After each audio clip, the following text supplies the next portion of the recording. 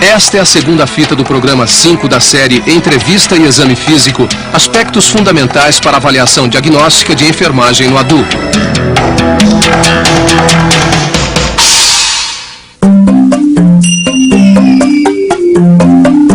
Pelo fato de estarem localizados quase que totalmente sob as costelas, o exame desses órgãos requer procedimentos especiais de percussão e palpação, para se detectar alterações em seu tamanho, superfície, consistência e sensibilidade.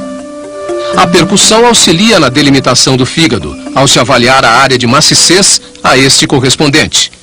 Inicie percutindo suavemente a linha médio-clavicular à direita, em direção superior, a partir de um ponto de timpanismo no abdômen, próximo à cicatriz umbilical, até perceber a mudança de som timpânico para maciço.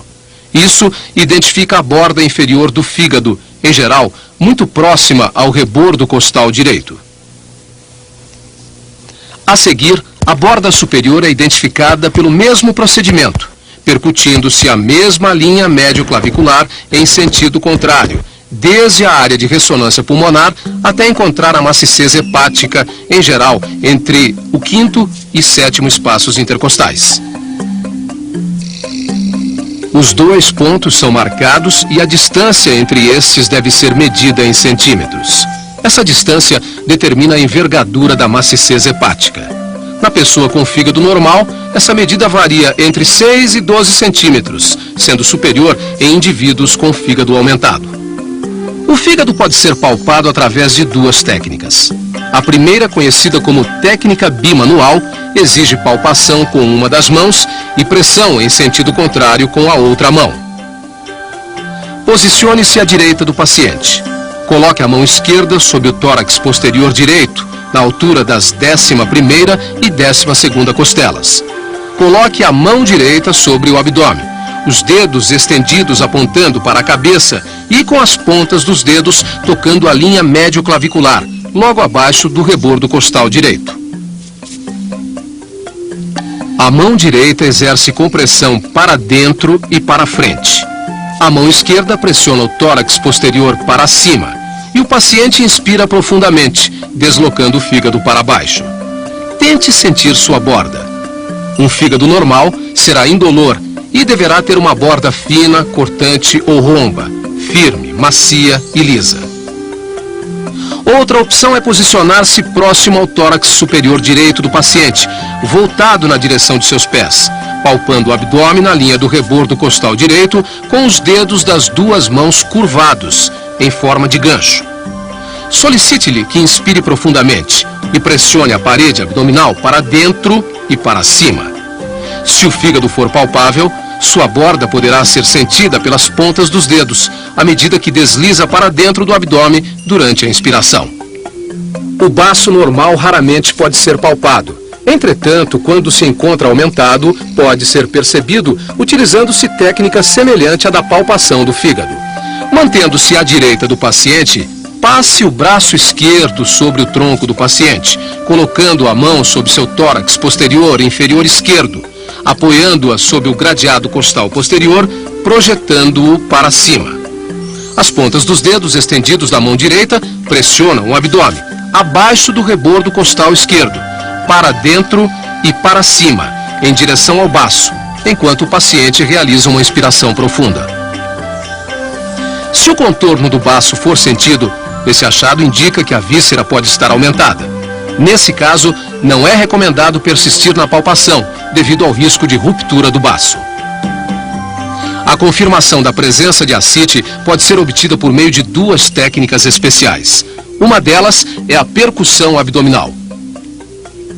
Com o paciente em decúbito lateral, perceba a diferença entre som timpânico e maciço, em função do deslocamento gravitacional do conteúdo líquido para a parte mais baixa da cavidade peritoneal, em relação ao conteúdo de gás do cólon, que permanece na mais alta. Assim, devem predominar os sons maciços no lado do abdômen em contato com a superfície da cama, enquanto o som timpânico é encontrado no lado oposto. A outra técnica exige que uma terceira pessoa, ou pelo menos o próprio paciente, coloque a borda lateral externa das mãos sobre a linha média do abdômen, exercendo pressão moderada, porém firme. A enfermeira aplica golpes rápidos com a ponta dos dedos de uma mão sobre um dos flancos, enquanto com a outra mão espalmada sobre o flanco oposto, palpa o impulso da onda líquida assim transmitido. Este é conhecido como o sinal do piparote.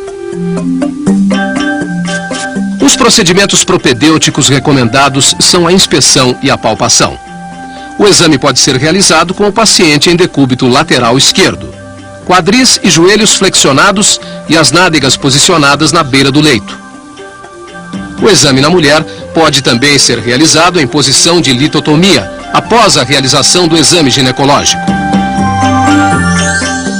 Realize a inspeção na região anal e perianal. Tenha suas mãos enluvadas e afaste as nádegas com a mão esquerda. A pele perianal é geralmente mais escurecida do que as nádegas e deve ser observada quanto à sua integridade. A inspeção pode revelar edema, ulcerações, hemorroidas, abscessos, fissuras, fístulas, prolapsos. Na inspeção dinâmica, o paciente é orientado para fazer força para baixo e o enfermeiro poderá inspecionar o ânus, detectando quaisquer lesões ou prolapsos. O examinador deve pesquisar formações tumorais e hipersensibilidade. Utilizando luvas, lubrifique o dedo indicador da mão direita e, comunicando ao paciente, introduza delicadamente o dedo no canal anal, alcançando o reto, possibilitando a realização do toque retal. É importante explicar ao paciente que durante o exame ele pode ter desejo de evacuar, o que provavelmente não acontecerá. A parede posterior do reto deve ser palpada e o dedo do examinador deve girar, palpando sequencialmente paredes lateral direita, lateral esquerda e anterior, pesquisando a presença de áreas endurecidas, nódulos, impactação fecal. No homem, através da palpação da parede anterior, é possível tocar a próstata, avaliando tamanho, consistência, presença de nódulos e sensibilidade dolorosa.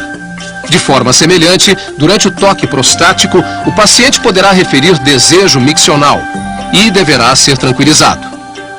Ainda com o dedo introduzido no canal anal, o tônus esfincteriano anal pode ser avaliado solicitando ao paciente que contraia os músculos anais.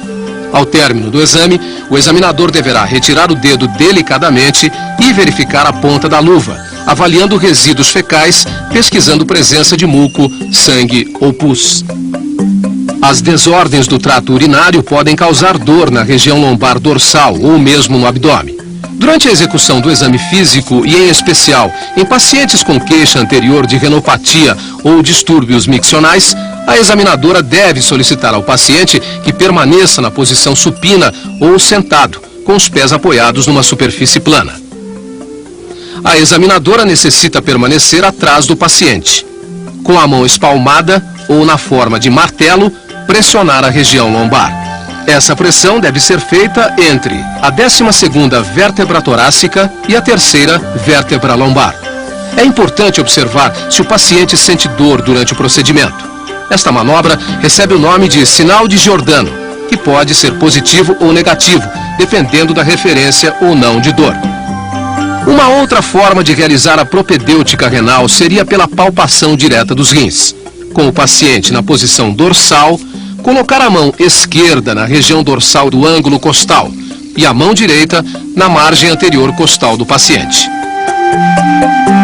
Peça ao paciente para inspirar profundamente e em seguida expirar completamente. Durante a expiração, a examinadora eleva o flanco do paciente com a mão esquerda e na inspiração palpa profundamente com a mão direita esta região. A examinadora poderá sentir o contorno renal. Para examinar o rim esquerdo do paciente, repita a manobra.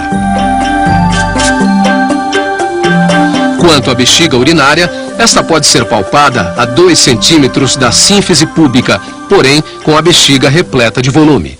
Em adição, a bexiga também pode ser percutida e o som característico será o maciço na presença de líquido em seu interior.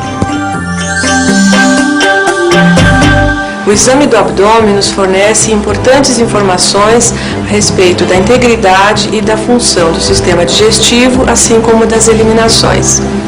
Alguns dos procedimentos especiais vistos nesse vídeo serão realizados apenas naqueles pacientes cujos dados obtidos na entrevista ou no exame físico geral justifiquem a sua realização.